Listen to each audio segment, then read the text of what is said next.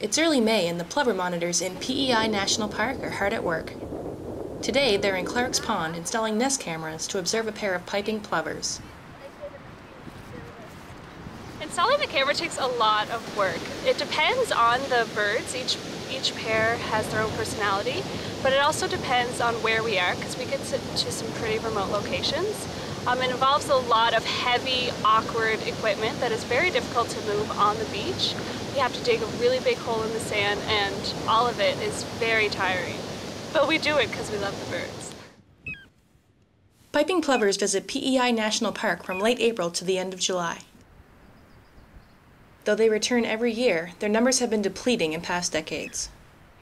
Well, piping plovers never had large numbers to begin with. Sometimes people go into the closed areas and they don't realize that they're stopping the birds from feeding, and that causes a lot of damage. Their main problem is loss of habitat, people building near the beaches, and then that also increases predators as well. The main predators for piping plovers change a lot over the years. It used to be foxes mostly, but now we're seeing a lot of crows, and mink is even starting. Piping plovers lay eggs on alternate days until there are 4. Even if one of the eggs is predated, the pair will keep trying until they achieve 4 eggs. If all of the eggs are lost before they hatch, the pair may try again in another location.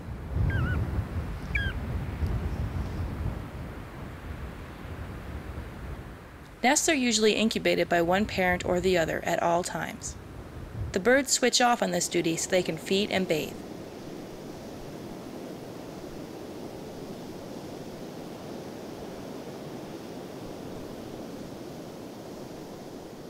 There's another plover nest down the beach at Cavendish, Maine. This nest is covered by an exclosure to protect it from predators from the land and sky.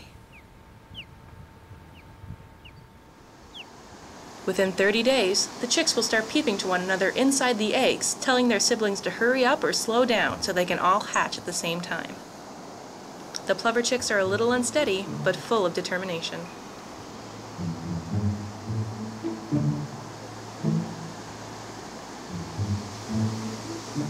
They look like gray cotton balls walking on toothpicks, but by the time they're mere hours old, they can find food for themselves.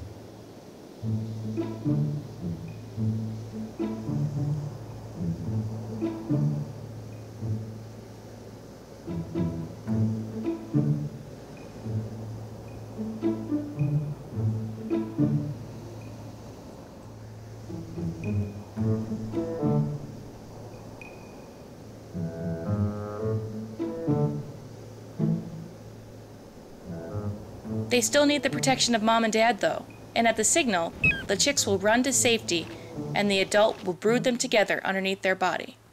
Well, as many as can fit anyways.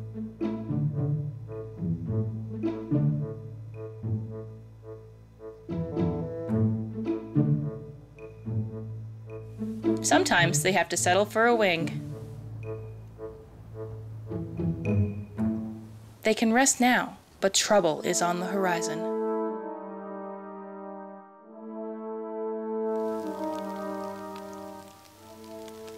On the north shore of Prince Edward Island, the weather can be severe. Spring storms mean winds over 100 kilometers an hour and tidal surges. When this happens, rising tides threaten plover pairs, chicks, and eggs. The Parks Canada plover monitors must launch a flood rescue. They split up and each head to a plover nesting area to check on the birds and eggs. If they can, they'll attempt to rescue any in danger before the cold water washes them out to sea. But they have to find them first. Jessie's searching up and down Cavendish Beach for the plover pair and their chicks. In extreme conditions, finding sand-colored birds is almost impossible. Finally, after over an hour. Can you see it? No. Let me see where the garbage cans are. Yeah. In front of that on the beach.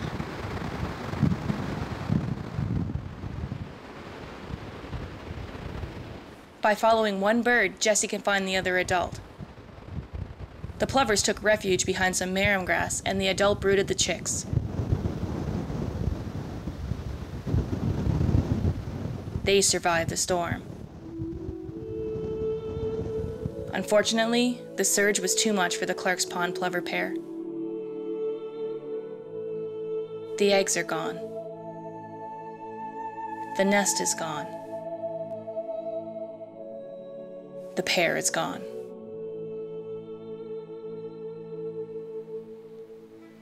On Robinson's Island Causeway Beach, Jessie is busy sewing mesh together for a new flight pen, readying it for chicks.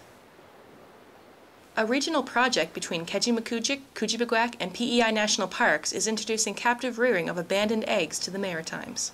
The theory, or the impetus behind the project, was to fine-tune methodology in captive rearing piping plover in the event that down the road the population numbers got to the point where we had to play a more active role in increasing the population numbers.